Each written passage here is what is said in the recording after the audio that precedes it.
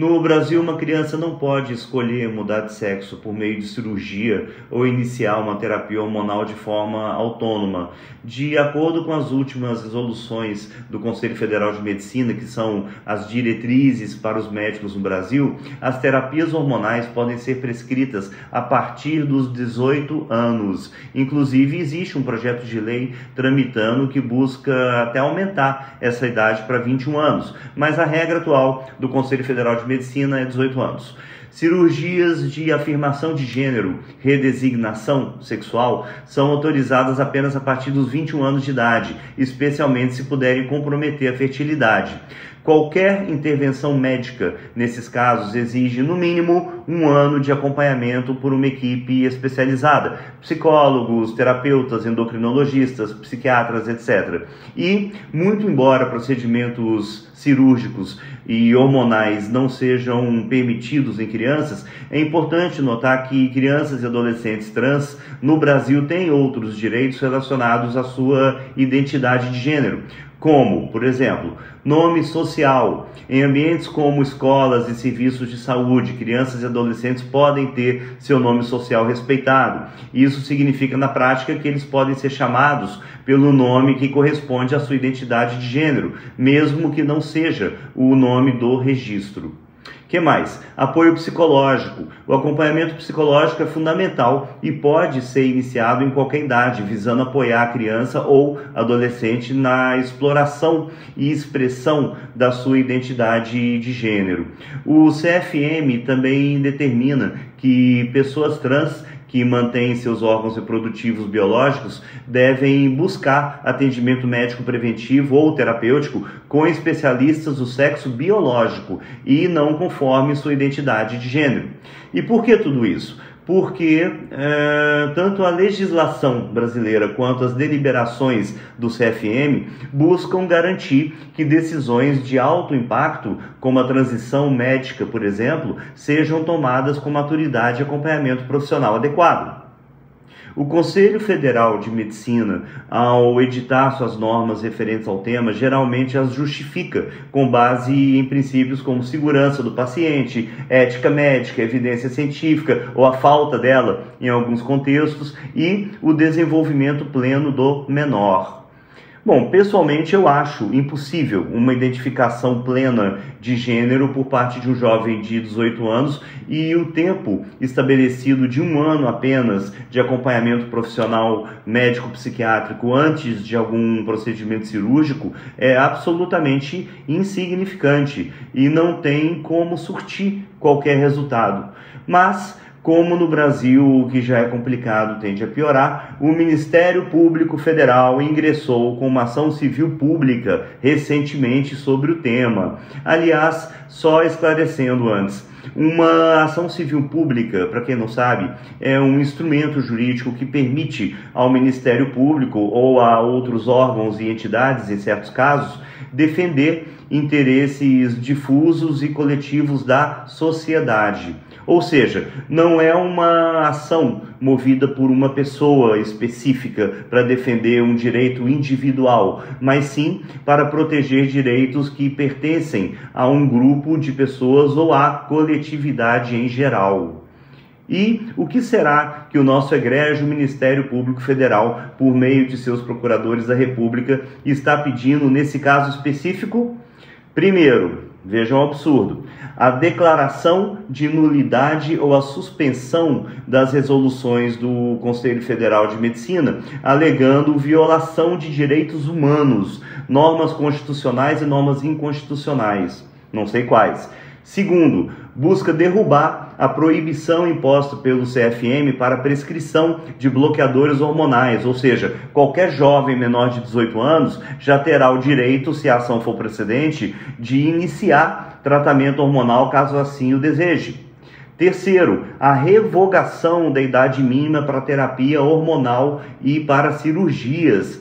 E, por último, a condenação do Conselho Federal de Medicina ao pagamento de indenização por dano moral coletivo no valor de 3 milhões de reais, que seriam destinados a projetos e promoção dos direitos e enfrentamento da violência contra a população trans e travesti. Em resumo, essa ação civil pública do Ministério Público Federal busca garantir que crianças e adolescentes trans tenham acesso a tratamentos de afirmação de gênero sem restrição alguma, sob o argumento de que qualquer restrição violaria a autonomia do indivíduo sobre o próprio corpo, especialmente de jovens que já têm maturidade para iniciar acompanhamento e tratamentos, o que é altamente subjetivo. Não existe justificativa científica, sociológica, muito menos ética para essa, e nem jurídica, para essa insanidade toda. Isso, gente, é o Estado, mais uma vez, tentando usurpar o senso de identidade desses jovens dentro de uma doutrina esquerdista e identitária pavorosa. Mas eu não prosseguirei por esse rumo hoje. Todavia, eu agora faço questão absoluta de lhes explicar as principais razões pelas quais essa ação do Ministério Público Federal não pode ser julgada procedente nunca. Então vamos lá. Crianças e adolescentes, especialmente em idades mais jovens, 10, 12, 13 anos de idade, ainda estão em desenvolvimento psicossocial e cognitivo. E isso não é uma opinião só minha, isso é biologia. Portanto, não possuem plena capacidade de tomar decisões irreversíveis sobre o seu corpo e a sua identidade de gênero.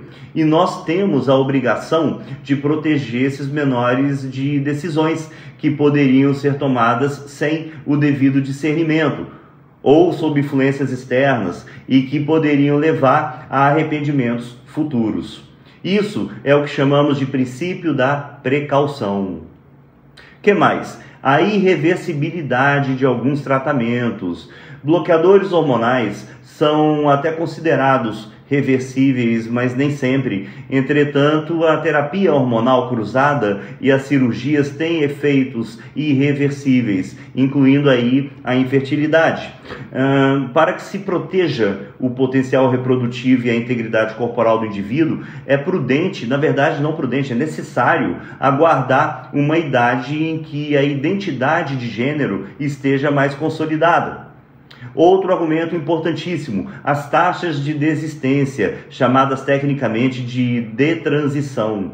Qualquer risco de arrependimento em procedimentos tão significativos para toda a vida justifica uma abordagem cautelosa. Óbvio, a adolescência é um período de intensa exploração de identidade e o que parece ser disforia de gênero pode ser, sim, uma fase temporária, não raramente ligada a outras questões psicológicas coexistentes, como ansiedade, depressão, entre tantas outras. É fundamental que a criança ou adolescente tenha tempo até que a sua identidade de gênero se consolide e também para que outras questões de saúde mental sejam abordadas antes de qualquer intervenção médica. Transições sociais precoces, como a facilitação de tratamentos médicos em idades muito jovens, leva a uma medicalização prematura da disforia de gênero, sem o devido acompanhamento psicológico e social que permita ao indivíduo explorar sua identidade de forma mais ampla. Jovens trans também enfrentam taxas significativamente mais altas de ideação e tentativas de suicídio em comparação com seus pares cisgêneros, os não trans. Estudos indicam que adolescentes trans e não binários têm um risco de suicídio 5 vezes maior do que adolescentes cisgêneros. E aproximadamente a metade dos jovens trans já considerou seriamente o suicídio. 26% deles já tentaram suicídio no último ano, em comparação com 5% de estudantes cisgêneros masculinos e 11% de estudantes cisgêneros femininos. A tentativa de suicídio representa hoje 66% das hospitalizações de jovens trans no Brasil, pessoal. E as causas desses números tão alarmantes são sempre as mesmas: discriminação, falta de apoio social, ausência de suporte familiar, intimidação, bullying na escola, solidão, isolamento, depressão e ansiedade. Só que isso não tem necessariamente a ver com a identidade trans em si, mas sim com a transfobia, a discriminação e a falta de apoio que esses jovens frequentemente enfrentam. Imaginem só a profusão de sentimentos e hormônios e medos e traumas na cabeça de um jovem como esse. Ele necessita de amparo, de cuidado e de escuta ativa, não de injeções de hormônios antes da hora e muito menos de cirurgias irreversíveis. E no cenário internacional, o que será que vem acontecendo? Como é que está acontecendo isso fora do Brasil? Muito embora o nosso país tenha avançado em direitos trans, praticamente todos os países europeus, por exemplo, como Suécia, Finlândia e Reino Unido, já estão revisando seriamente as suas próprias diretrizes, recuando e adotando uma postura mais conservadora em relação a tratamentos hormonais e cirúrgicos para menores de idade, priorizando a terapia psicológica e o chamado watchful waiting, espera vigilante. E agora, já finalizando, esses argumentos todos que eu coloquei são frequentemente contestados por entidades que supostamente defendem direitos humanos e ainda parte da comunidade médica que aponta para as evidências científicas atuais que apoiam a afirmação de gênero precoce e os riscos de danos à saúde mental em caso de negação de cuidados. Só que não existem direitos humanos se você escuta o seu filho de 10 anos, por exemplo, e injeta hormônio nele para que depois você o castre. Que tipo de pai ou mãe é você que acha que uma criança tem essa capacidade decisória? E outra coisa, essas supostas evidências científicas de que uma criança pode afirmar o seu gênero simplesmente não existem. E por isso eu convoco a todos, fiquem muito atentos ao que está acontecendo no que diz respeito a esse assunto. São os nossos filhos, os nossos sobrinhos e os nossos netos. E eu acho que a gente não deve brincar com uma coisa tão séria e tão preciosa quanto a saúde das nossas crianças e dos nossos adolescentes.